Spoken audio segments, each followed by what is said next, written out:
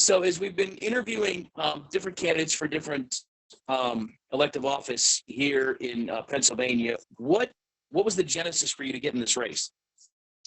Well, I have to first back up about a little over a year when our state senator passed away. He was a member of the Republican State Committee, and I asked my county to actually put me on the committee to fill out his term because I wanted to help decide who was going to be our next governor. So that was really the genesis of this. And as I saw folks, jumping into the governor's race over the last year, and I saw, a couple folks jump into the lieutenant governor's race, I really started thinking about what that's a 2-person ticket and they're inextricably tied together. You vote for the team.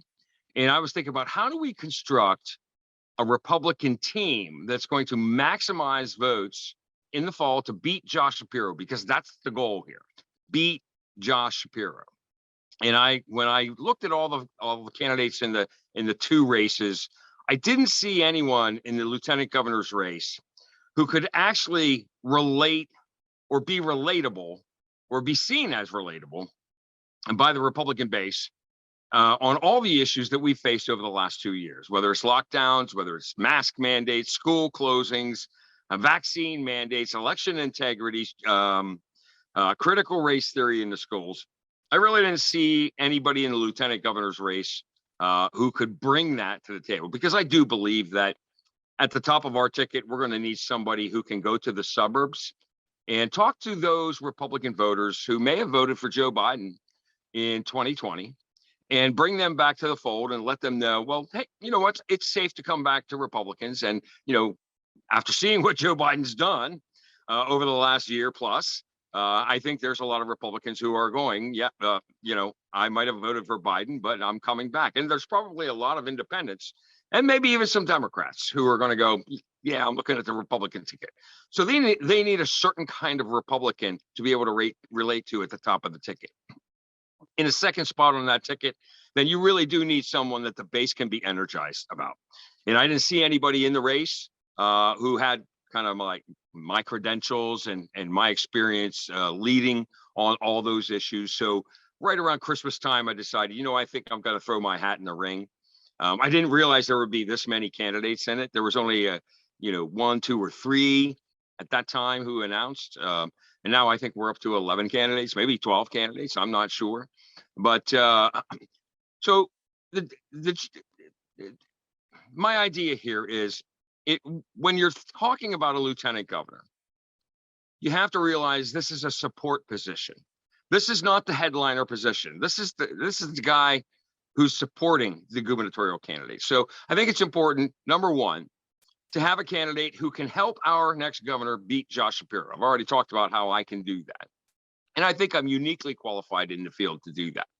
The second thing is, once that governor gets to Harrisburg, they're going to have to be able to hit the ground running. And what I mean by that is, and I think a lot of people don't understand this, but it's been almost a dozen years since any governor has been in the House Republican, the majority caucus room, to talk to rank and file legislators in the Republican Party about policies or priorities. Tom Corbett came in immediately after he was inaugurated, said hello, and never went back. So it's been almost a dozen years. So our next governor is going to need to be able to build relationships really quickly with legislators in Harrisburg so that those 2 branches of government, the executive and the legislative, can work together, because you're not going to turn the ship of state around unless those 2 branches are simpatico. And I think that having strong ties between those 2 branches is also going to help when we have a judiciary that wants to legislate all by itself as well. So you're going to have 2 branches working together against the judicial, not against, but we're at least going to have that team together that's like, look, this is the plan, we're moving forward, let's go full steam ahead. So I think I can help the new governor develop those relationships, because I know these people. I work with these people now, the House and the Senate, and that sort of thing. The third thing I think is very important when you're selecting a lieutenant governor candidate is remembering that the whole reason we have a lieutenant governor is to make sure that the governor has a pulse. Okay. Lieutenant governor could be called up to fill the shoes of the governor immediately upon being sworn in. I mean, look, literally one heartbeat away from the governorship. And that sort of person needs to be somebody who's been around the block a time or two. This is no position for on-the-job training. You need someone who knows Harrisburg. Look, I've been in Harrisburg for almost 7 years now. And even before that, I knew Harrisburg well because I was an activist on the outside. I got to understand how the building works, that sort of thing. But in addition to my experience in Harrisburg for the last 7 years, before that, I had decades in the private sector doing a lot of different things. This year, I'm celebrating my 30th year in the audio video production business. Before that, I was a factory worker. For 7 years, I slogged 12-hour shifts overnight.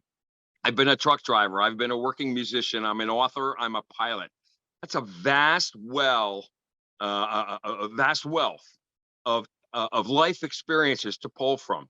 In case there's some tragedy that the governor passes away or can't serve for any other reason, to be able to step into the governorship, you need a lot of wells of life experience to pull from in order to make that transition as smooth as possible for the people of the Commonwealth of Pennsylvania.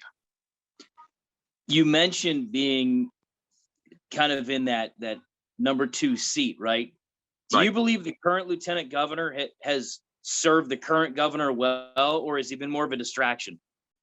I think he's been a distraction at times. I am not quite sure what their relationship is, to tell you the truth, because you don't see them out, lobbying for anything together, having press conferences together, being that, oh, there's our tag team, leadership. I think he's sort of a, pardon the phrase, he might be a little bit of a lone wolf. I mean, he, in the duties of the job. Being a pilot, that was my next question. When the governor flies, does he fly Air Wolf? That was one of my favorite shows. Was that in the 70s or the 80s? I don't know. Come on, man. It was in the 70s. I'm not that old. Come on now. That was 80s. Okay. All right. Yeah. So I mean, in discharging his duties as lieutenant governor, there's been some disappointments. One of the jobs of lieutenant governor is to preside over the Senate. And quite frankly, all that means is you're running the meeting. That's all you're doing, is you're running the meeting. He's taken some active participation. I think everybody remembers a little shouting match that went on in the Senate chamber that was kind of an embarrassment for Pennsylvania. And as the person who's presiding over the meeting, your duty is to follow the rules of the Senate. And whether it's Mason's Manual or Robert's Rules of Order or whatever parliamentary procedure is in place, your job is to run the meeting, not to participate in it and not to sway the debate. So that's kind of been a disappointment. Of course, he did discover something that I had never seen in a lieutenant governor before. He discovered that there is a bully pulpit to be had. Now, he used the bully pulpit to go out and, attempt to sway people into legalizing weed in Pennsylvania.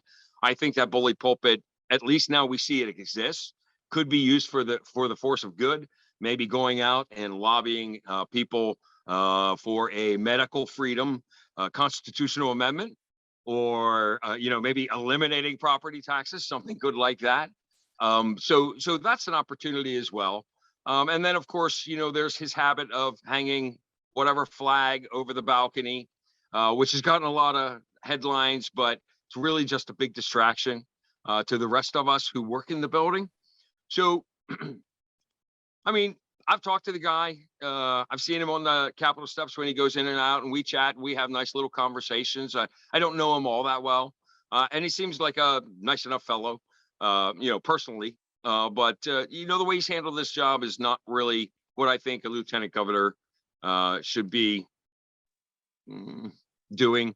I think that this really is a support role for the governor, and this is not a place for you to make a name for yourself, but to support the governor's agenda, and maybe bridge that gap between the governor and the General Assembly. So with Robert's Rules of Order in place in this particular gathering we're having this evening, I yield back part of my time. I'll reclaim some of my time back later on in the meeting, but for the moment, I yield back to Carlos.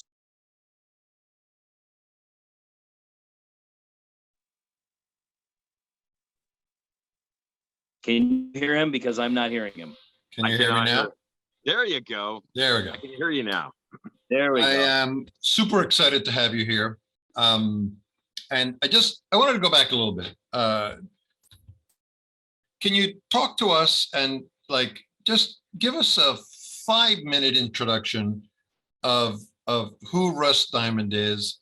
I could do that, okay, because you've been on the show many times, but introduce yourself to the people of Lycoming County and Pennsylvania as if we didn't know you, and give us a 5 or 7 minute intro, letting us know like where you came from, what, you know, some of your antecedents, where you went to school, where you grew up, you know, just interesting background stuff. Yeah. Sure. So my name is Russ Diamond. I'm running for lieutenant governor. I am a legislator. I am in the House of Representatives. I represent the 102nd district in Lebanon County. I'm in my 4th term. I got elected in 2014. Before that, politically, I had done some other things. You may remember the pay raise in 2005. I was that guy who went across the state and recruited 113 candidates to challenge.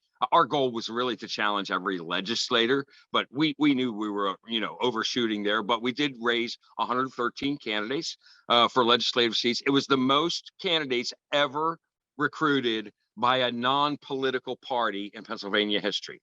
We got 13 of those people elected to the House of Representatives. One was my predecessor in the 102nd district. Another one happens to be the Speaker of the House right now. Along the way, we also did something else in the fall of 2005. We had the first ever non-retention vote for a Supreme Court justice in Pennsylvania history. It had never been done before, never. And he stands as the only appellate court judge in Pennsylvania who didn't get through one of those easy yes/no retention votes. After that, then I attempted to get on the ballot to run as an independent for governor in 2006.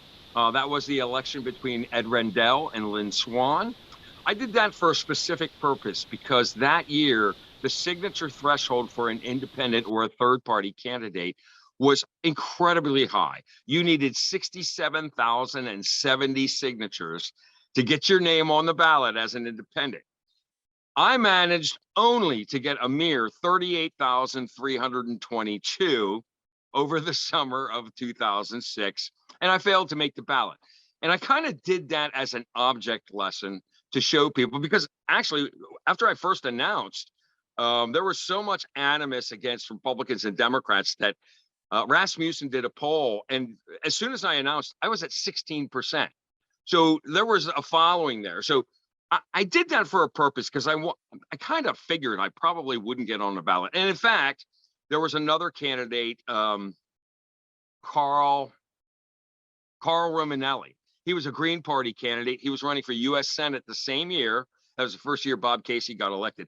He actually did collect almost 100,000 signatures, but the Democrats kicked him off the ballot. So I went out that because I wanted to be an object lesson and show people how difficult it is for third-party and independent candidates in Pennsylvania.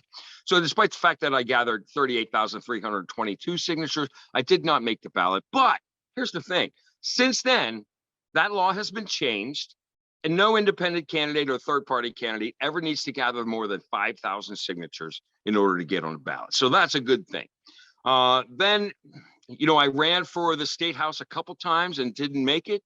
I ran for Congress one year in 2000. That was in 2004, before the pay raise. Here's the summation of my political career. I lost 6 elections before I won this seat in the House of Representatives, and I just kept at it. I really did keep at it. Now, we won a lot of awards for the work we did in 2005. We were nationally recognized by George Washington University as the best a nonpartisan internet PAC in the country. Philadelphia Inquirer named me one of 3 Citizens of the Year that year. I was named Communicator of the Year, and Common Cause gave me their Public Achievement Award. And that was all nice and good. And it was good recognition for the work we had done. And quite frankly, in 2006, we had a 24% turnover in the legislature between the races we won and the people who just kind of retired because they didn't want to face an opponent after the pay raise.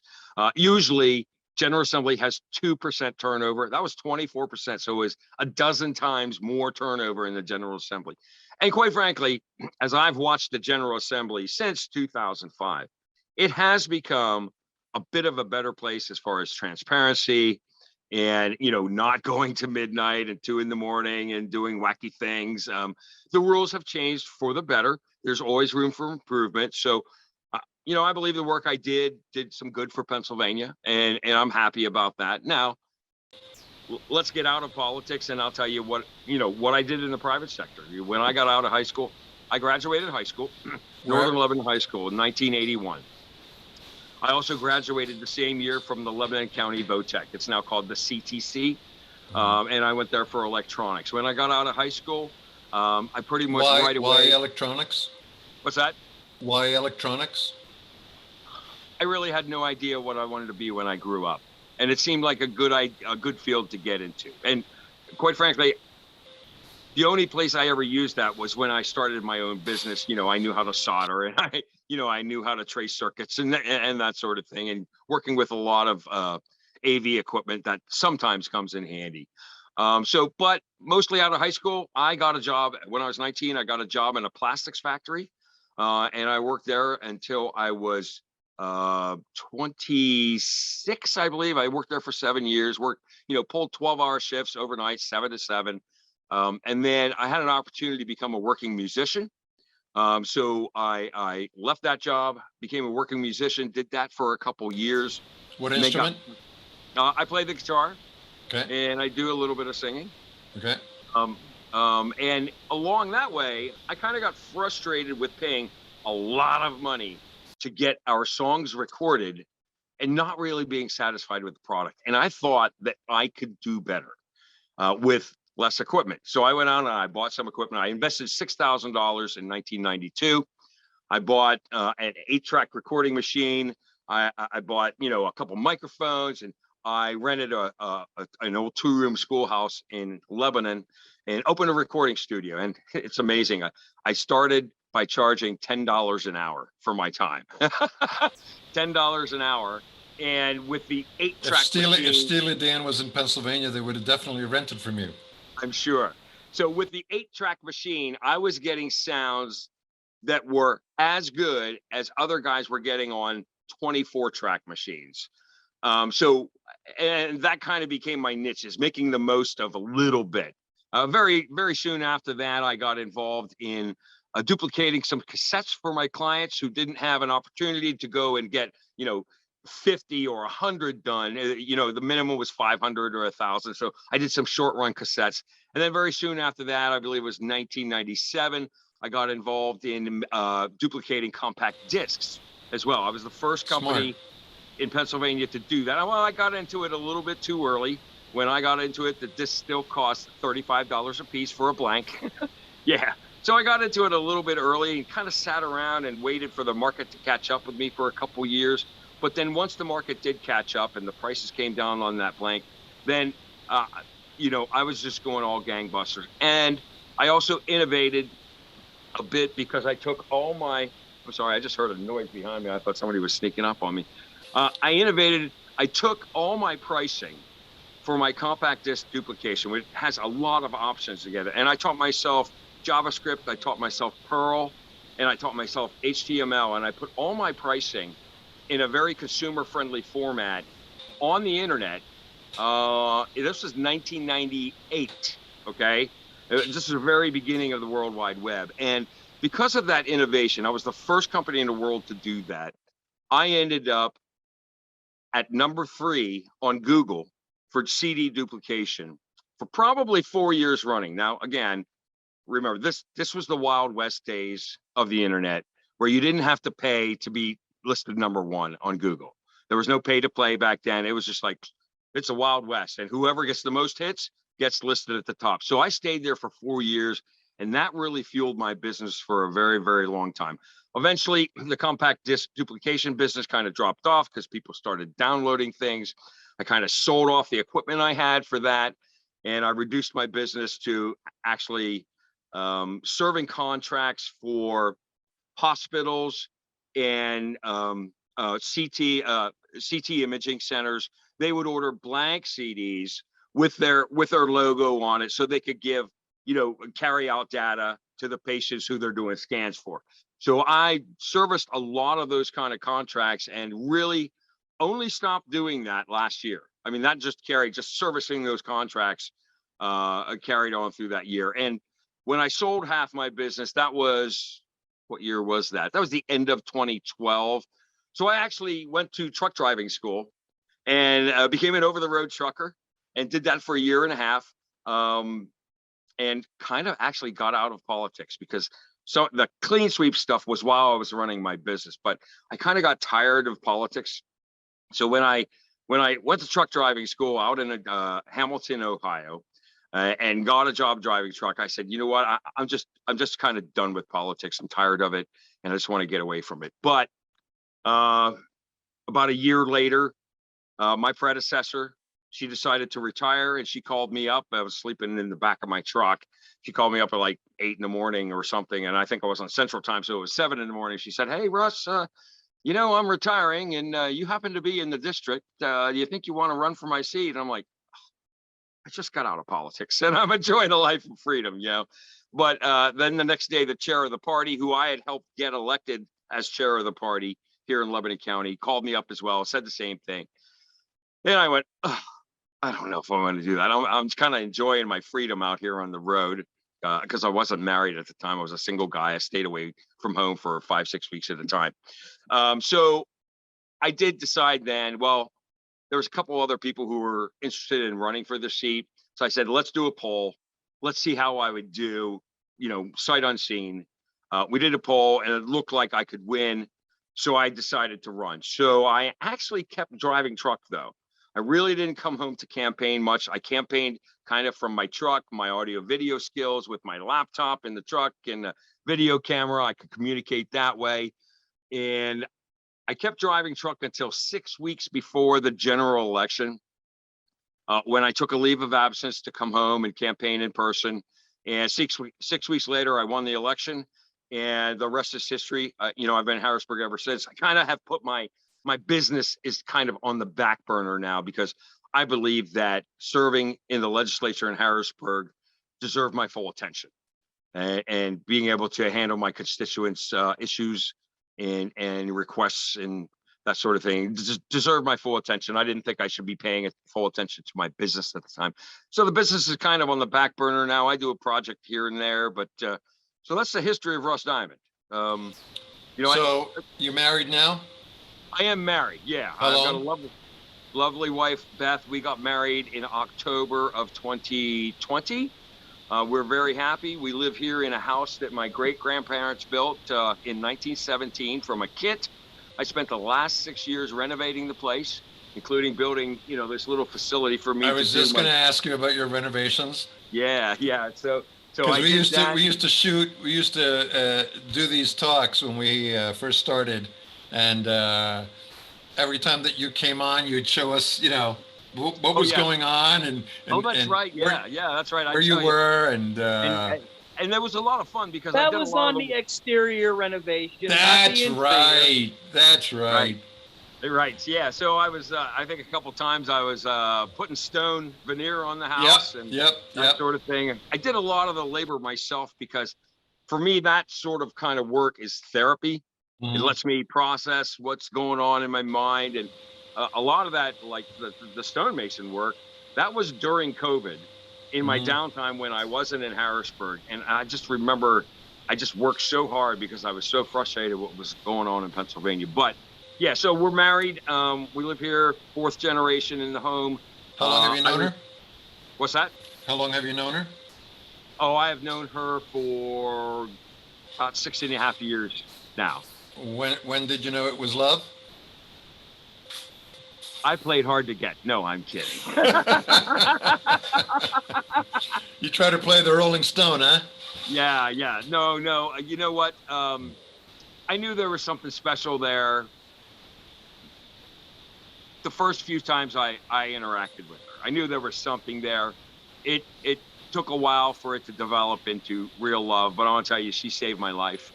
She really did, because I've been through a lot of crap in my life, and I had just given up on ever, like, having a partner that could really understand who I am and could deal with who I am and could deal with my high energy level, and that sort of thing.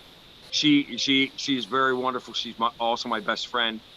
And I'm so happy now. I mean, if I would lose everything else and I would still have her, I would still be the most blessed man in the world, honestly. Well, a happy Russ Diamond is a good Russ Diamond, for sure. That's correct. That's correct. So let's fast forward a little bit, and so now you're elected. When you got elected and you first started, and you were getting your sea legs, when did you realize that it was or it wasn't what you thought it was going to be, with respect to your expectations of how everybody else, of what you expected everybody else to be in the General Assembly?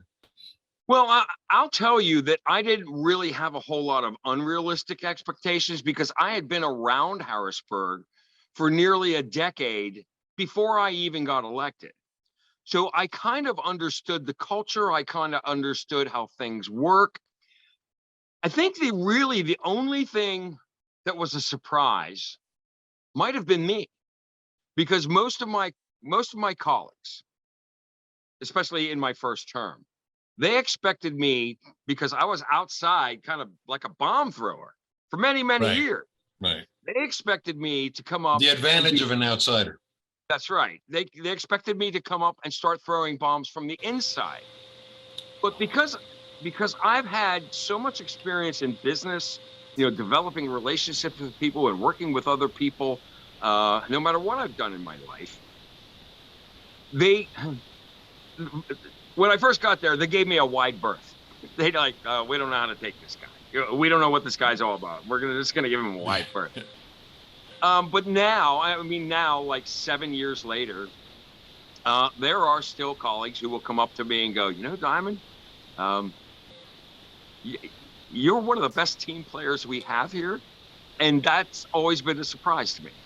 Mm-hmm. But I get it. Look, I had this persona before. It was like, I was the guy who literally wanted to, not literally, but you needed to make things happen. Yeah, figuratively, I wanted to burn the building down in 2005. And, they thought I'd come up and try to do the same thing from the inside. The problem is that you cannot get anything done. And this is the thing. In business, in politics, no matter what place in life you are, if you want to get something done, you need other people's help. Yeah. You're not going to get other people's help unless you actually have a decent relationship with them. I learned that in business long before, and I learned that just like working in that factory. Relationships equal action. Absolutely. You don't do business with people you don't know, so you have to get to know people. And I always try to give everybody a fair shot, and I assume that they're honest people when I first meet them, until they show different, So building relationships is really the secret to success, no matter where you are in life. It certainly has worked out for me in the private sector, and it's worked out for me in Harrisburg too. I've had I had some pretty good successes early on in my legislative term. We brought industrial hemp back to Pennsylvania after 80 years of it being illegal. That's going to end up turning into $1 billion business as soon as that market matures. In my freshman term, I was pretty instrumental, and a couple colleagues commented that that's pretty unusual for a freshman. I was instrumental in helping shepherding the medical cannabis across the line. I offered the autism amendment, which was made Pennsylvania the first state where children with autism could be legally treated with this medicine. And I want to tell you, the stories I heard after that program came online, one of the first stories I heard was from a father who had 2 children with severe autism. They were nonverbal. And that father, I had first seen him, he had been talking to Governor Wolf. This is when bipartisanship actually worked in Harrisburg, probably the high watermark of bipartisanship in Harrisburg. But he had talked to Governor Wolf about the success of his. So I gave him a call And I said, tell me what's going on with your kids. And these kids were coming alive. They were becoming verbal. They were starting to play. They were starting to act less autistic and more like regular kids.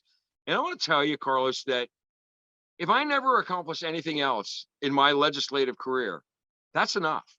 Being able to do something that touches a life like that. And I've heard many, many other success stories out of that program that just they just blow me away. And You changed the outcome of two people's lives. yeah, that's when I go to the Capitol Dome in Harrisburg, I always remember that. When I look at that dome as I'm driving into Harrisburg, I'm like, I was in that building and I helped to change people, to have real positive impact on people's lives. And that's the real reward here. That's the reward. And this is why I beat my head up against the wall 98% of the rest of the time. Right. I'm glad you told that story, because Todd and I were definitely going to ask you. Yeah. And this is that we were specifically going to ask you something that we ask all the candidates, but not everyone has as good an answer as you do. Like Tom Brady did when they played the Atlanta Falcons, and he literally changed the outcome of a Super Bowl game with 8 minutes to go in the third quarter. You changed the outcome of two people that you know of. I'm sure there's going to be hundreds, maybe thousands more people that you did that for in Pennsylvania by making and passing this law and making it easier for parents to not have to suffer these poor kids and the attacks that they get. Some of these people I've heard, have attacks as many as 30 times a day, but the marijuana just makes them completely neutral and even keeled. Right. And look, I'm not completely satisfied with the way the program is going. Quite frankly, the crown jewel in that bill was its Section 20 clinical research, which was poised to put Pennsylvania at the forefront, a worldwide leader in research on a topic where we just don't have enough research at all. That got tied up in court because people were greedy about the money that was to be made off of it. And for me, I have some disappointments with the industry itself in some other areas as well. And I'm looking forward. Now that COVID is, by the way, COVID's over. COVID's over. Now that COVID's over, and I was poised right when COVID hit to actually start meeting with the Department of Health and the industry to try to address the concerns I had about the program. So now I can resume that work and go, look, we promised people of Pennsylvania this, and we're not quite getting this. Can we make some adjustments so we can fulfill the promise of that bill? And I'm anxious to get down to business on that one. But there's other ways I've helped people too. I mean, just by standing on the Capitol steps and rallying against the lockdowns, I think that gave people some hope, and it gave them a little compunction to stand up to the mandates themselves. And I think that's changed people's lives too. I mean, we have a great awakening going on in the United States of America.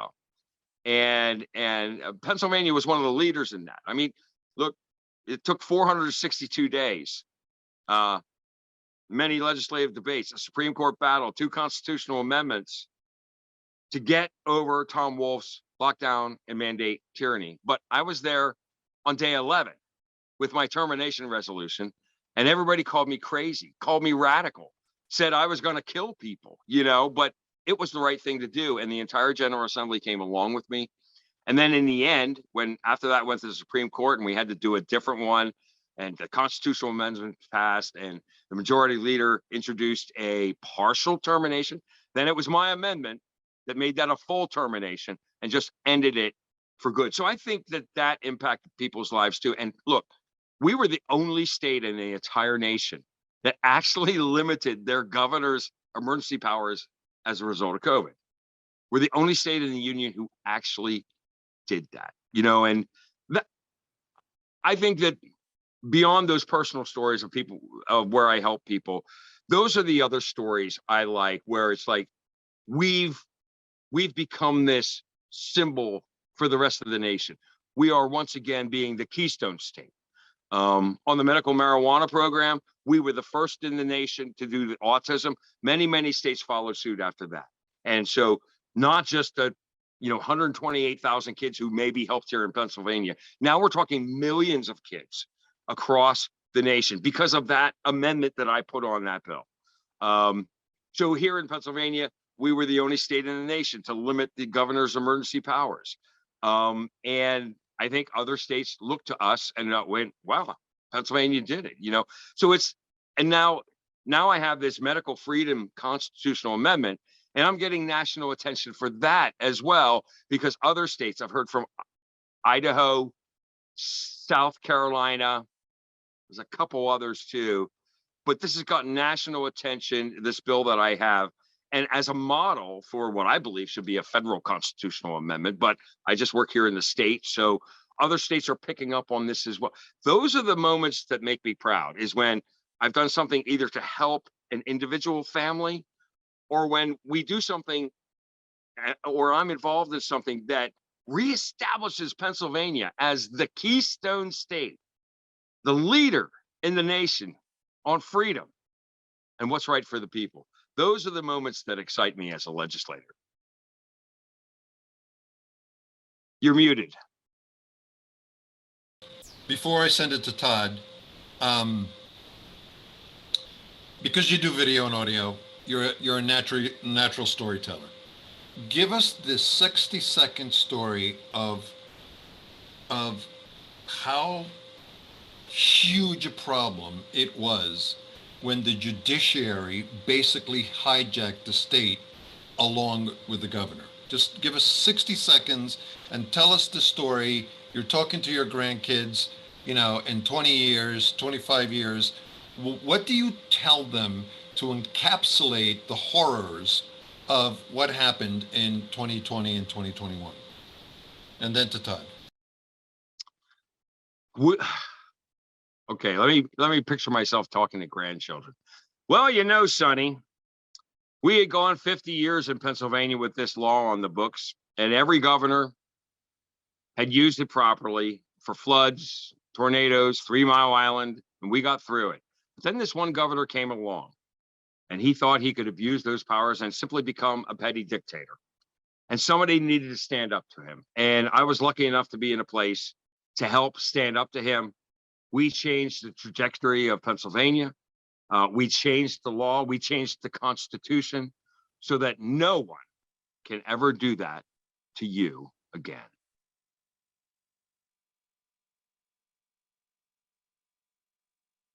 Todd? Are you surprised at all with what the Pennsylvania State Supreme Court just came down with on two fronts? Act 77, again, basically staying it till they hear oral arguments next Tuesday, I believe it is. And secondly, with the redistricting maps at the federal level. Are you surprised at all that that's gone on? I'm not surprised at all by either of those two things, but it's for two different reasons. On the redistricting maps, we've seen beginning in 2018, when the Supreme Court drew its own maps, that they are political animals. And there's a great story today, or maybe it was yesterday in the Inquirer in Philly, how they're like kind of upset because they're in the political spotlight. And my thing is, well, stop being political, start applying the law as it's written rather than making political choices, and you won't be in the political spotlight. And the outcome of that is, look, if you want to be politicians, we will treat you like politicians because we have the authority to make you run in districts where you have to represent constituents. We have the power to take away your easy retention votes and make you run for re-election in contested elections. We have the power in the General Assembly, without you saying anything about it, to reduce your terms from 10 years to 4 years. You want to be politicians? Okay, we'll treat you like politicians. So that doesn't surprise me, because this Supreme Court is extremely political. On the other front, with Act 77, the surprise for me was that the Commonwealth Court actually said that during the appeals process, mail-in voting would go away. Look, the Commonwealth Court's decision was a great decision, But the default, when a state entity such as the Wolf Administration or the Department of State appeals a decision like that, the default is that the law stays intact until the appeal is heard. So I was surprised that the Commonwealth Court said, no, no, no, no, in this case, the law falls. So I wasn't surprised that the Supreme Court overturned that, because the surprise to me was that the Commonwealth Court sought to speak out and go against what is the natural grain of those kind of appeals.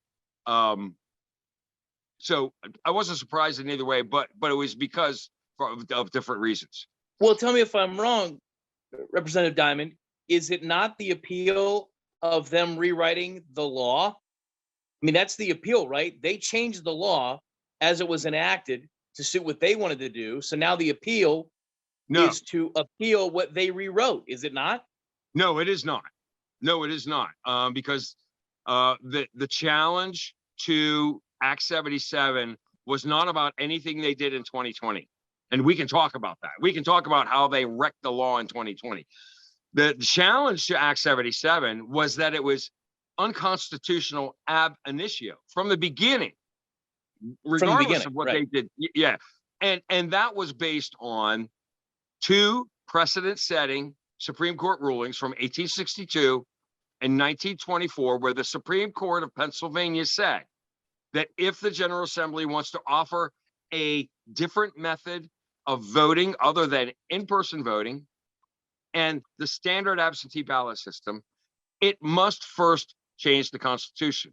Now, this is very interesting because it raises a lot of questions for a legislator like me who actually voted for Act 77. And I will explain it to you. When we were running Act 77, I read the text of the Constitution. The text of the Constitution itself does not say anywhere that those two, and there's nothing in the Constitution elsewhere that would infer that those two methods that are listed in the Constitution are exclusive. And that's why I voted for Act 77, because I did believe at the time it was constitutional.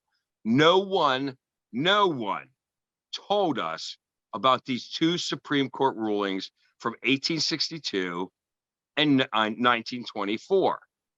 Had I known about those, there's no way I would have ever voted for Act 77.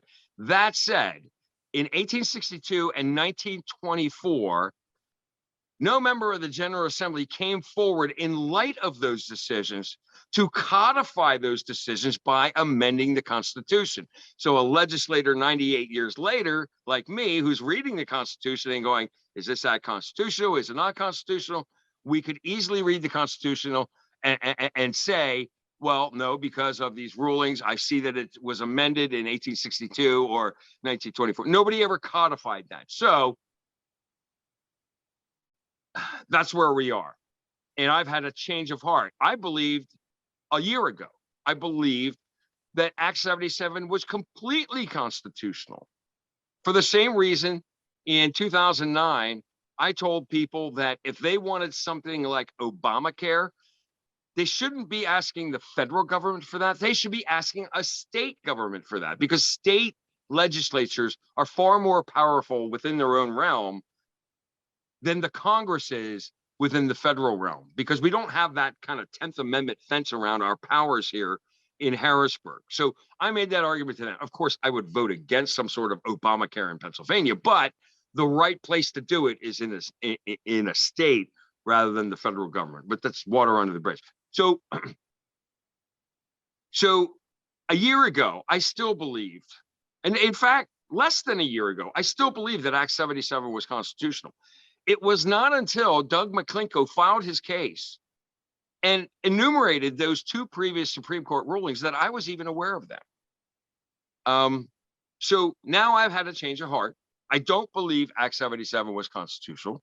And I have to just say, I wish I had known better.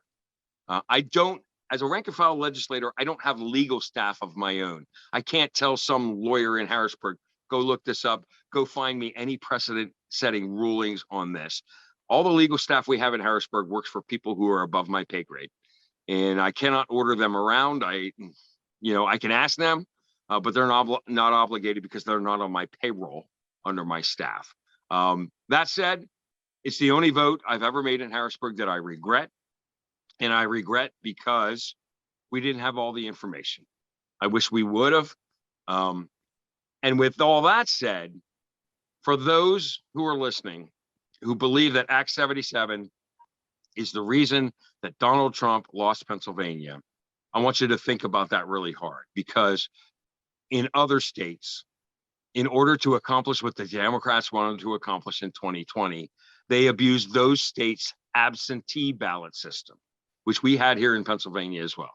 Had we not had no excuse mail-in voting, I fully believe that during COVID, the Democrats, the Wolf administration, the Supreme Court, Kathy Bookvar at the Department of State, certain election officials in certain counties, I think we can all imagine where they are, they would have abused the absentee ballot system equally to accomplish their goal of getting Joe Biden elected. So with all that said, look, Act 77, I regret it. I'm sorry that I voted for it. The Commonwealth Court decision was the proper decision based on previous Supreme Court precedent. And now our Supreme Court is in the hot seat again. Are they political animals, or are they going to uphold their own precedent? I believe if they overturn the Commonwealth Court ruling, they will out themselves as political animals completely and totally, even beyond what we've seen already on the redistricting issue. And that will be the time where the General Assembly may just simply start treating them like political figures, because they're acting like it. Running, contested Well, and that's re-election. one side of the argument, and then the case ends up in the hands of the Supreme Court, the United States Supreme Court, does it not?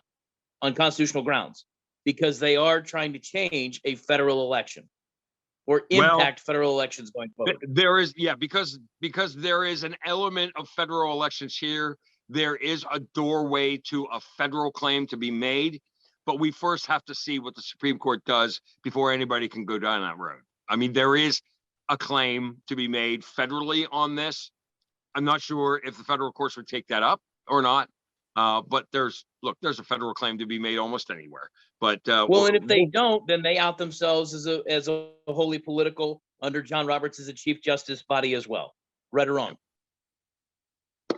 I believe that remains to be seen, and we're all going to make our own decisions about that when we are. I mean, it's like, I don't like to prejudge anything. I don't like to, I don't like to predict the future. I'm not very good at it.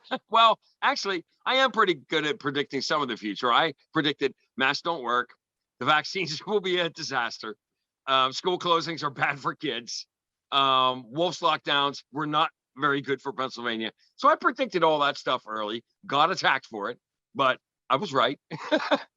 And I believe you said as well that the Secretary of Health at the time would be leaving for the Biden administration. I think you may have either said that or hinted at it at a minimum. I believe I did, yes. So if I can interject, Todd, can you explain No, it's still to my us, time, but even though it's my time, I'll grant you your time. Can you explain to us what Act 77 did that hurt Pennsylvania versus what Secretary Bookvar did that hurt Pennsylvania? Because many people, Russ, are very, very confused when people say, "Oh, Act 77, Act 77." What did Act 77 allow the Democrats and the Supreme Court and Governor Wolf to do that many people who voted for it didn't foresee? Act 77 itself really didn't do anything other than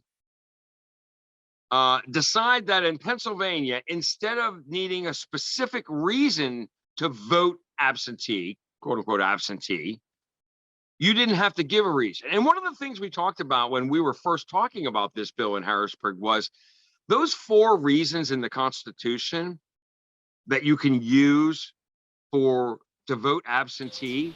The PA Constitution. Yes, the Pennsylvania Constitution.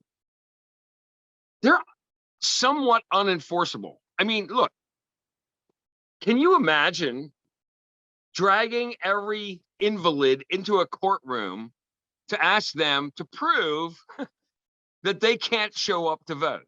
I mean, it's kind of unenforceable. And we know that people were making up excuses. Oh, I'm going to be out of town, when they were in town. What district attorney is going to prosecute that? So it was going on already. And we thought, well, if we do this no excuse, we would codify it. There was other things in that bill, including getting rid of the straight party ticket, straight party lever. Right, which was the general real election. big, huge selling point. Yeah. And also, it was our second attempt at getting $90 million in funding to the counties to pay for those election machines that they all had to buy after Tom Wolf unilaterally decertified every voting machine in the state as part of a settlement that he unilaterally entered into in a case that was filed by the Jill Stein 2016 presidential campaign. So those are the main things that Act 77 did. What happened after Act 77 was a lot of it was predicated on COVID, where these counties in the primary election of 2020, which was the first election that Act 77 was in place, some counties believed that they could put these drop boxes out for people to drop off their ballots. When, wait, this is a vote by mail program. There was no authorization in Act 77 for any kind of drop boxes or anything like that. A couple counties invented that. And then we in the General Assembly, we found ourselves like chasing to try and get in front of that because there was no security. Was Montgomery County one of them?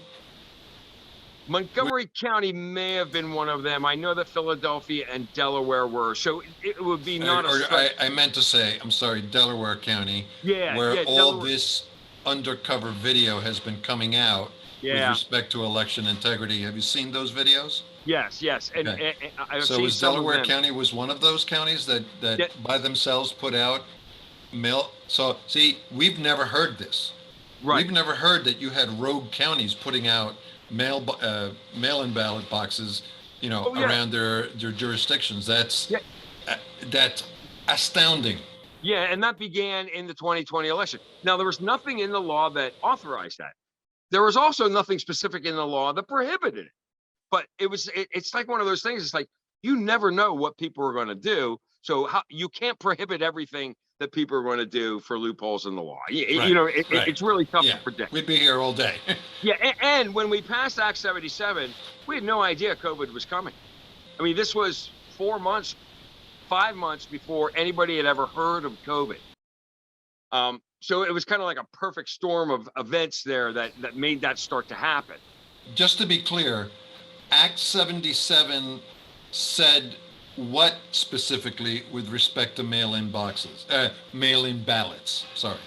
That you no longer needed one of the 4 excuses that are listed in the Constitution. Perfect. How is that subverted by Secretary Boockvar, which Todd shelled on a regular basis at these press conferences? Thank God. What did she do that made your life completely miserable? Because that's really what exacerbated everything, right? Right. On top of the fact that, Act 77 by itself wouldn't have been that bad, but what the secretary did was horrible. Can you tell everybody what she did that made your life miserable? Sure. She began issuing directives, just like those rogue counties. She started interpreting the law herself and started issuing advisories and directives to the counties that really started undermining all the security that we had built into the law. Because look, we've been voting by absentee in Pennsylvania for a very, very long time. And so all the things that were the security system on the no excuse mail-in ballot was the same as the absentee. You got to sign it. You got to put your address on it. You got to date it. But then it got to be like, well, it doesn't have to arrive at 8 p.m. on election day. We can count these ones that come in afterwards. Oh, it doesn't matter if you have a signature. Oh, the counties can If the counties notice something's wrong on it, then otherwise would validate it. They can call the voter, or worse yet, get the political parties involved, to do political work to cure those ballots. And then, of course, which they were tooled to do. They Right. were tooled to cure ballots, which is illegal Exactly. in Pennsylvania, correct? Exactly. Unless you don't leave the premises or something. Yeah. And what happened was some counties followed her advice because they wanted certain votes to count. Other counties were like, we're not doing that. That doesn't seem right. So now you have 67 counties handling an election. It's a presidential election. By the time we got to November 2020, handling elections differently. For instance, Nicole Ziccarelli, who ran against Senator Brewster in Allegheny and Westmoreland counties. It was a very, very close race. And the difference in the race came down to Allegheny County counted ballots that shouldn't have been counted under the law, whereas Westmoreland County said, no, we're not counting those ballots. It was the difference in the race. Now, Nicole's recovered. She's now become a district attorney out there, and she's elected in that position. But that was the difference in that race, was the fact that 67 counties did it 67 different ways. And that's not the way election law ought to function in Pennsylvania. Every county ought to do it the same way. And I'm sorry to say this, but it negatively affected Sean Parnell's race also. Yes. If you're saying that Allegheny County was doing whatever they wanted, right. that affected that race. Yes. So you couldn't legislate something in real time that the secretary was running wild on, because that's not how the system works. Is that correct? It's not how the system works. Any legislative action, we have to follow a constitutional guideline. We don't have emergency powers to swoop in and say, stop that. We just don't do that. So the other thing that became rogue and amplified all this rogue action, especially in urban counties, was the outside money from Mark Zuckerberg, the Center for Tech and Civic Life, hundreds of millions of dollars spent to fund the rogueness, whether it's the drop boxes. I mean, look, in Philadelphia, they had a mobile drop box where they had actual employees of the city who were running a mobile polling place. They were registering, applying, and receiving and voting a mail-in ballot in one stop. This is completely rogue. I mean, so what the Secretary of State started and the county started on their own, Zuckerberg's money swooped in and selectively amplified in urban counties. So essentially, that was a get out the vote effort for Joe Biden in urban counties in Pennsylvania, where you have spending on the level of $8.90 per person, roughly, in Philadelphia. But here in Lebanon County, less than 50 cents a person, or less than a dime per voter. So these are the rogue actions that took place in November 2020. It began with concern over COVID and putting these drop boxes out, and we're trying to figure out what they're doing. We're trying to get some security on it. But by the time November 2020 came along, it was all blown out of the water. And again, I will remind you that had Act 77 not been in place, they would have done this anyway with our absentee voting system, because the mechanism was there. The only difference with Act 77 was that absentees previous to Act 77 were counted locally at the polling place. They were all sent out from the county to the polling place. Now, under Act 77, they're all counted centrally by the county. They're not, no mail-in ballot, no absentee ballot goes out to the polling place. To me, that was the one thing that happened that we absolutely shouldn't have done. But because I mean, it made sense that you're going to have a bunch of new ballots coming in by mail. Maybe it's going to take them an extra 12 hours at the polling place to count them by hand. And economies of scale being what they are, it's hard to buy. Here in Lebanon County, we have 60 precincts, so it's hard to buy 60 different envelope opening machines to do that. It made sense to go, well, let's just do it centrally at the county. I'm totally opposed to that now. And in fact, look, after what we've been through in 2 years, here's where I'm at. A friend of mine calls it vote Amish. All paper ballots, marked by hand, counted by human beings at the polling place on election night with voter ID, period. End of story. If we have to put two shifts of extra ballot counters on and pay them a great wage, I think that's what we ought to do. Vote Amish. It's easy. You're muted. What is the thing that 2 years removed you think, based on election integrity, you would have done different if you had 2 years of wisdom back in 2020?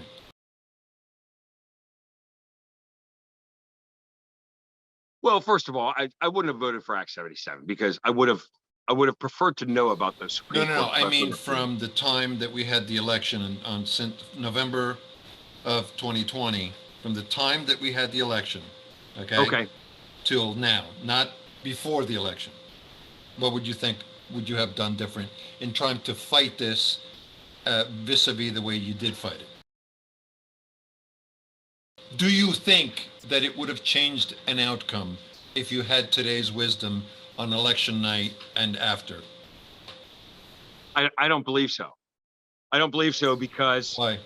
We are still living under the system that allowed what happened in 2020 to happen. We in the General Assembly, look, after the election for 3-4 months straight, I lived, breathed, and slept nothing but election knowledge. I have learned more about elections than I ever want to know. But in the end, there came a time where we had to move forward and try to fix what went wrong rather than digging our nose into it to try to figure out what went wrong. So and you had to do that first before you could do anything. Right. So I mean, we got to a point where on the House State Government Committee, of which I sit, Representative Whelan sits on that committee as well. We held extensive hearings. I think it was about a dozen hearings. We heard dozens of hours of testimony from dozens of witnesses, just trying to figure out some of the mechanics of elections that we just weren't sure how operated. So we heard from county people like Forrest Lehman there in Lycoming County. We heard from county commissioners. We heard from candidates. We heard from the Department of State. We just gathered all this information. And at the end of that process, we authored a bill, and we, the members of the committee, actually authored it. And I recall staying in Harrisburg till 1 o'clock in the morning, 2:30 sometimes at night, actually working on the language of this bill. We took all that information and we created House Bill 1300, which would address all the security concerns that we came up with post November 2020, would have repaired the system and the breakage that Wolf administration, Book VAR, Supreme Court, and these county officials made. It would have repaired all those things. It would have reinforced security. And we passed that bill, House Bill 1300. Governor vetoed because he doesn't want election reform. He doesn't want the integrity in elections because he knows. Why would you change a good thing, right? Exactly. It was very good for Democrats, and he doesn't want to change it. So he vetoed that. Now we kind of retooled the bill a little bit and adopted some amendments that were offered by other colleagues. And now it's repackaged as House Bill 1800. but I don't think the governor will sign that either. So this is why I'm running for lieutenant governor, because we need a Republican governor who's actually going to fight for election integrity. Now, let's get back to the Supreme Court and its handling of Act 77, because this comes full circle now. Remember, I told you that someone in 1862 and 1924 should have codified those Supreme Court rulings into the Constitution. Nobody did, but I'm ready to do that. If the Supreme Court upholds the Commonwealth Court decision and no excuse mail-in voting is in fact unconstitutional finally, my House Bill 1717 will codify that into the Pennsylvania Constitution. So a legislator like me, 98 years from now, will never make the same mistake that I did. If the Supreme Court overturns the Commonwealth Court ruling and says that no, despite our 150-year-old precedent and our 98-year-old precedent, we're just going to say that it's fine and dandy now. House Bill 1717 now serves as a rallying point for people like you and me who want to dump mail-in voting, because it will codify that as a constitutional amendment saying that that exclusivity on those two methods of voting, in person and the traditional absentee ballot, are the only things we can do. So either way, my bill is going to be the way forward. We're either going to codify what the Commonwealth Court ruled, or we're going to force that Commonwealth Court ruling beyond the courts, beyond the governor, and right to the people. You take it right to the people and say, do you want to get rid of it or do you want to keep it? You want to get rid of it? Great. Here's the bill to do it.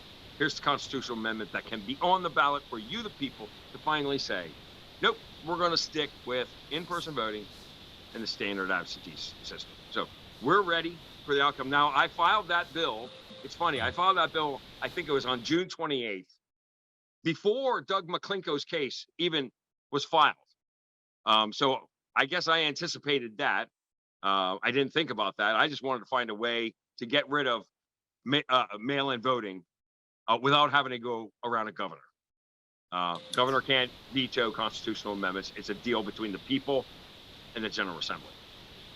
So what type of communication exists between the governor and the General Assembly with respect to the process of making that, of making a law? I mean, did the governor ever reach out to you and say anything to you with respect to any of these bills? Or No. It was just a dry veto? And would he take any calls from you to be able to say, can we work on this together? You know, it going forward, don't you think that there has to be a mechanism? I mean, and I understand that it exists when the whole entire the Senate and the House and the executive branch are all one party. But shouldn't there be more communication, not less, when there is a governor that is a Democrat and a House and a Senate that's Republican, especially when there are things that are, that are laws and bills that have a lot, at stake to them. Yeah. Does that make sense? You are asking Because the this is right what question. the people think. Why can't these guys talk it over? What's the matter with these guys? You were asking the right question, but it really does come down to one person's personality. Remember, I told you that Tom Corbett never returned to speak to rank and file members of the General Assembly as a whole after he went in and first said hi. So there was a Republican governor with a Republican Senate and a Republican House, and there was no communication going on. With Right. Tom Wolf, look, I told you that the pinnacle of bipartisanship was the medical cannabis bill. I had great hope after that we would work together on other things. Unfortunately, it was the high watermark, and we didn't work on anything since. And it's because of the personality of the person in the executive who's the governor. We have now had 12 years of governors who have been aloof, who have been just those kind of personalities that think, I'm the boss and I want to make things happen and you have to go make it happen. the relation, and that's what I talked about earlier when I was talking about, helping the governor hit the ground running after the election, is you have to create that partnership, that relationship, because nothing gets done in business or in politics unless you actually have a relationship. Quite frankly, on House Bill 1300, when that bizarre election integrity bill, all we heard from Governor Wolf was, I don't think I'm going to sign it because I don't like voter ID. So then I vetoed it because I don't like voter ID. And then Why? Did he say why? No, the next day he came out and said, well, I could live with voter ID. It's like, did you even read the bill you just vetoed? I mean, this is what we're dealing with, Carlos. And it's very, very frustrating because it was just a continuance of not working with us throughout the pandemic, vetoing everything we sent him, except that a lot of the things he vetoed, he then turned into an executive order that he did himself. He just didn't want to give any credit whatsoever to the General Assembly. Being an aloof person, being a party of one, does not make for good governance. It just does not make for good governance. And we've had about a dozen years of it. Look, I know Tom Corbett. I like Tom Corbett, but he was a prosecutor, okay? Prosecutors are used to coming in, okay, I'm the boss of the office. I've got assistant prosecutors. I'm going to tell them what I think they should do. It's not the way you work with a co-equal branch of government. It has to be a partnership, a symbiosis.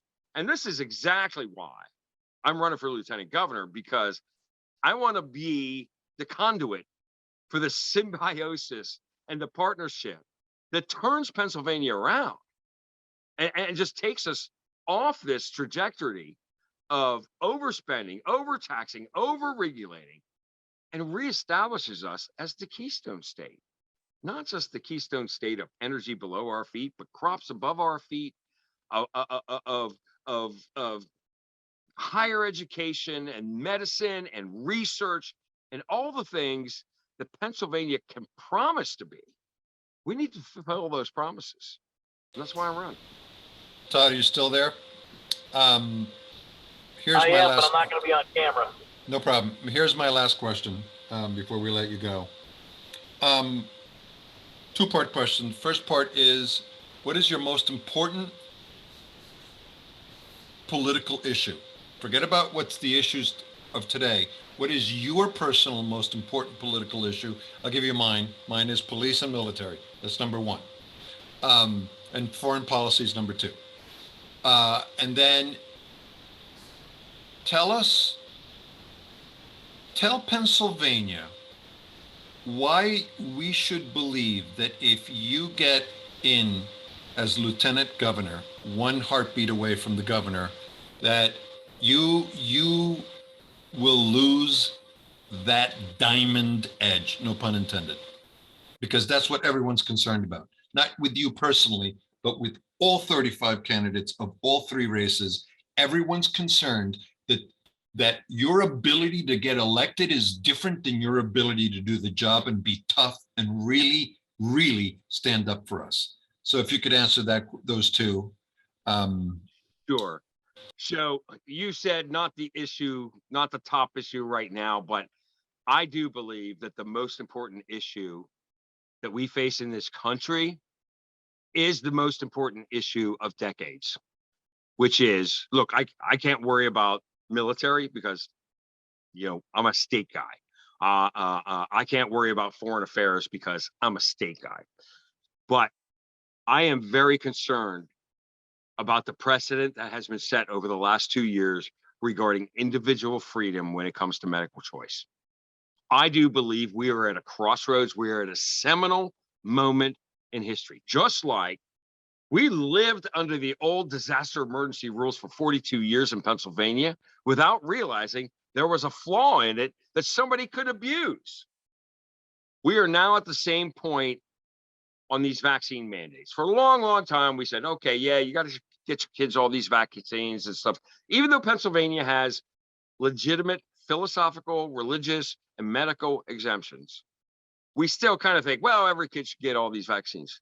I think we're at a crossroads now because we've seen government go over the top We've seen corporations join in with them and follow suit. And In the media. This is the ugliness of COVID, is that government suggested something for a while and said you had to do something for a while. The corporations followed suit.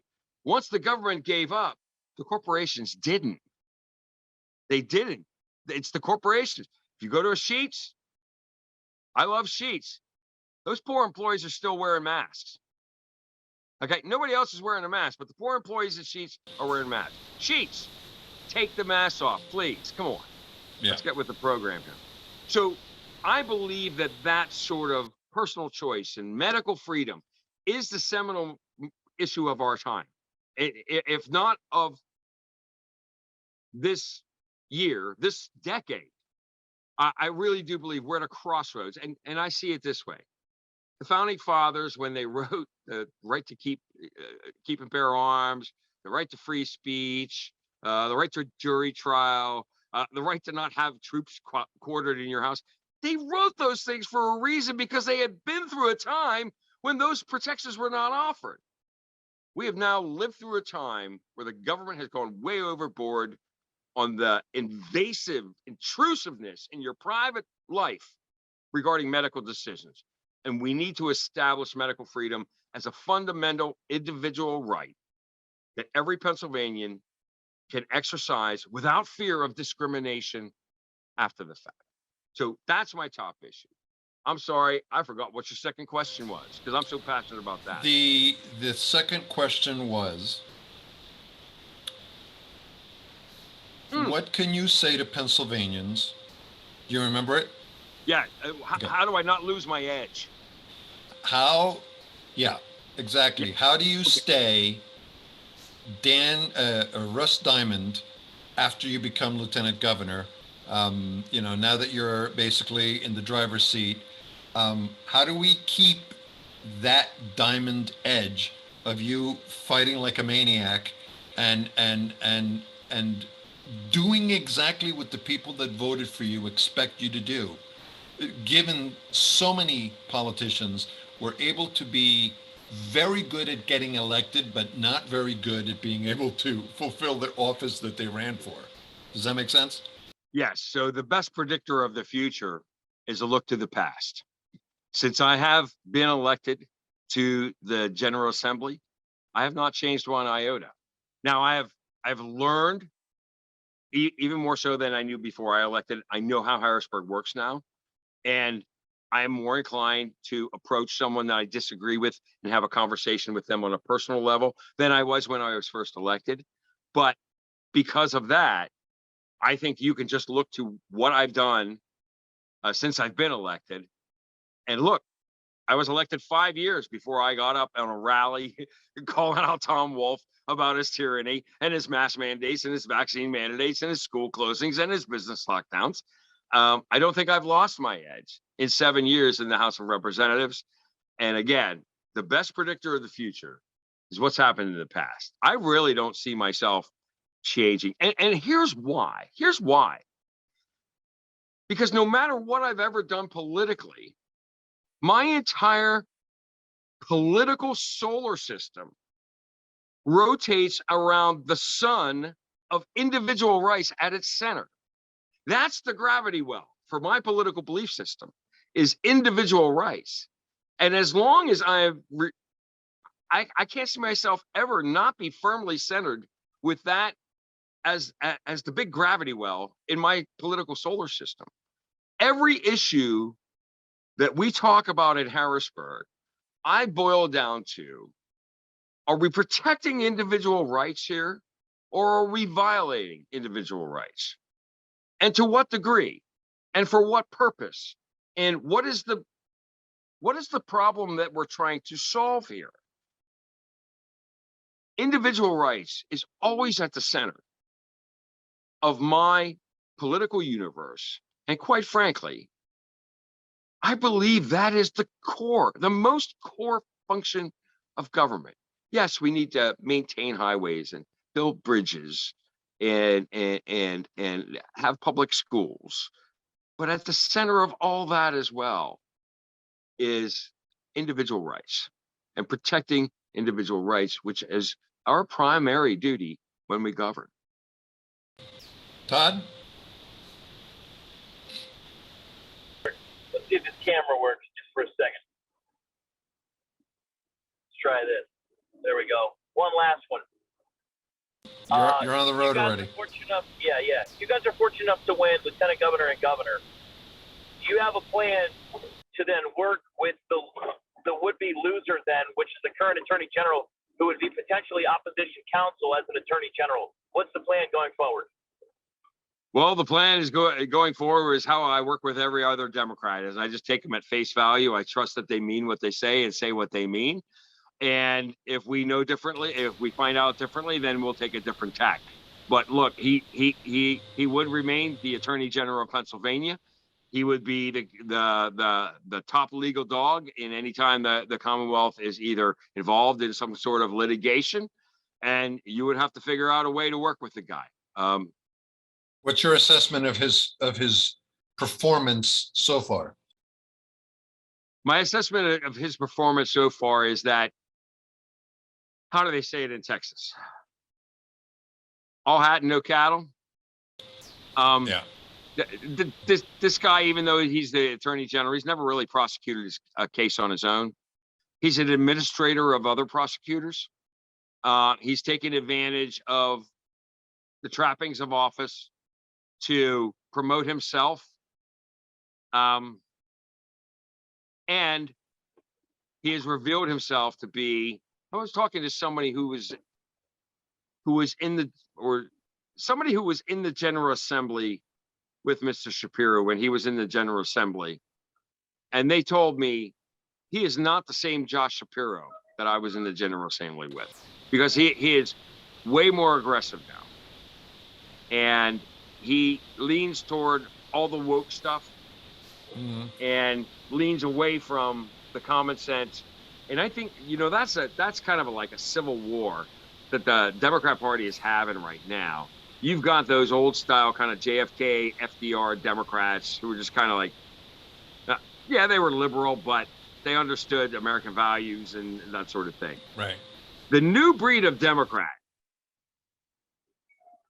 is something I've never seen in my lifetime. And I certainly didn't think they would be able to make as much headway as they have and push out some of those good, hardworking Democrats that we used to know as like the union guys. You know what I mean? That kind of the steelworker Democrat and that sort of. These new Democrats don't want anything to do with those people because they literally want to change the entire country and remake it in their Marxist image. And they will have nothing to do with anybody who even resembles an old white guy. And they're pushing good people away from their party. Look, for Republicans, that's all good because it just makes our job a little bit easier, makes the wind at our backs in 2022 a little bit stronger. But it's a dangerous place to be in where polling says, oh, you're going to win in a landslide and you feel like you got the win. This is when you trip over your own 2 feet and you ruin your own chances. And that's what I'm concerned about in this election cycle, is that we trip over our own feet, that we don't put a smart combination at the top of this 2-person ticket. We don't maximize our vote count in November. And remember, Democrats have a 600,000 voter registration advantage over Republicans in Pennsylvania. So we absolutely have to maximize our vote count in November. Right. So I'm going to ask. This is ours to lose. And so we got to play it smart. So I'm going to ask you the question that Todd's going to ask you. Okay. If there is a $600,000 vote differential, what's the Diamond plan to attract Democratic voters? Because you can't win without them. So, and then I'll let Todd take it away. Yeah, the Diamond plan to attract them is to remind them what Democrat leaders did to their businesses too. What Democrat leaders did to their kids and their schools as well. I mean, the lockdowns and the mandates didn't just affect Republicans. They affected Democrats. And I'm sure that there are Democrat parents out there who are now seeing lagging academic from their children, maybe some developmental or social issues from their children. So I can't believe that a Democrat parent, simply because they're Democrat, are going to ignore these impacts on their children. And, you know, if they've seen impacts on their income or their business, I can't believe that they don't see that as well. Todd? Okay, here's my last question. As you're walking around the halls of the Capitol and you see the head of the Pennsylvania House Black Caucus, who happens to be running for lieutenant governor on the Democrat side in tandem with Attorney General Josh Shapiro, could you ask him why his running mate turned a blind eye to an indecent sexual assault case in Williamsport, and why he failed to charge at minimum 2 adults who are alleged to have covered up that particular incident on a baseball team trip, and how his running mate, who's the head of the Black Caucus, would feel about that when the victim is black and the perpetrator is white? Yes, I'll ask him. Because I'm guessing they didn't have an opportunity to discuss that before they named each other to each other's tickets. I'm just guessing. Yeah. Yeah. Don't you love Todd? I do. Listen, Just as passionate as Representative Diamond, man. I wouldn't have it any other way. that's right. So, Russ, I can't tell you how proud I am of my association with you. I can't thank tell you the service that you've done for Pennsylvania, how much we appreciate it. And I'm rooting really hard for you. And if there's anything we could do in Lycoming County for you, of course, we will do that. And please keep on keeping on. And Todd, I'll leave it with you. Thank you. I have one more for you. In the immortal words of Joe Biden from the State of the Union address last night, we've been telling all the candidates this: go get them. Okay. Thank you. Well, look, Carlos, I'm glad you're rooting for me, but I want you to know that I'm rooting for you and I'm rooting for Pennsylvania. And as I always have, I'm not doing any, I'm really not doing any of this for me. I'm doing this to offer something to the Republican ticket to help us beat Josh Shapiro. Look, this is the governor, lieutenant governor combination is sort of an arranged marriage, and you, the voter, you are the matchmaker. So you have to think about this when you go to the polls. Find 2 candidates who complement each other without clashing with each other, so that we can maximize our vote totals in the fall. I do believe that I can be one of those candidates, but I'll leave it to you because you're the voter and you're the matchmaker. So with that, I'll just say God bless you and God bless the Commonwealth. Thank you so much, guys, for having me on. Appreciate you. Pleasure.